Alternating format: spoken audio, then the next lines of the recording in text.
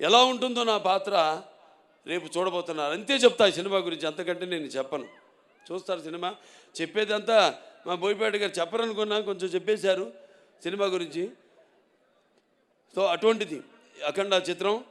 మరి ఎంతోమంది, ముఖ్యంగా ఈ నా చిత్రానికి మా డైరెక్టర్ గారి గురించి ఇప్పుడు నా గురించి చెప్పరా, అలాగే నేను ఆయన గురించి చెప్పను.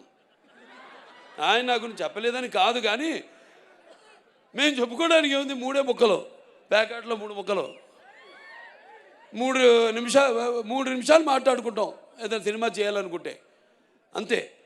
4 నిమిషం ఉండదు, 3 నిమిషాలు మాట్లాడుకుంటాం. ఎస్ వీఆర్ గోయింగ్ హెడ్ అనుకుంటాం, వెళ్ళిపోతాం, ఇక దిగిపోతాం ఆ రంగంలోకి, ఆ మహాయజ్ఞంలోకి అంటా నేను. ఎందుకంటే మేము చేసేవన్నీ యాక్టింగ్ అంటే, నటన అంటే, అభినయం అంటే ఏదో నవ్వడమో అరవడమో ఒకడి కళ్ళల్లో నీళ్లు తెప్పించడమో కాదు.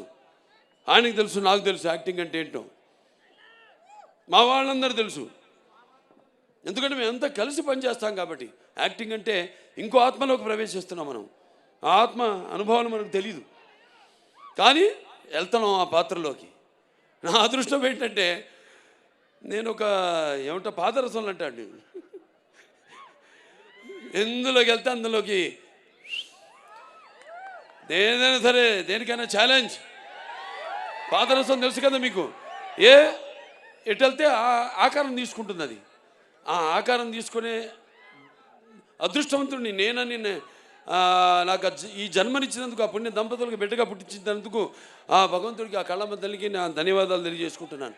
ఓ పక్క సినిమా ఆర్టిస్ట్గా, ఒక పక్క అటు హిందూపూర్ ఎమ్మెల్యేగా, అలాగే ఇంకో పక్క Basavataraka Indo American cancer hospital and research institute చైర్మన్గా అన్నీ చేయగలుగుతున్నానంటే ఒక్కటైతే ఒకదానికి నేను అతుక్కుంటున్నా. నేను మా ఆవిడ అంటుంటుంది ఎప్పుడు, అబ్బా నా ఒకదాంతో నన్ను మోసం చేయలేదు మీరని,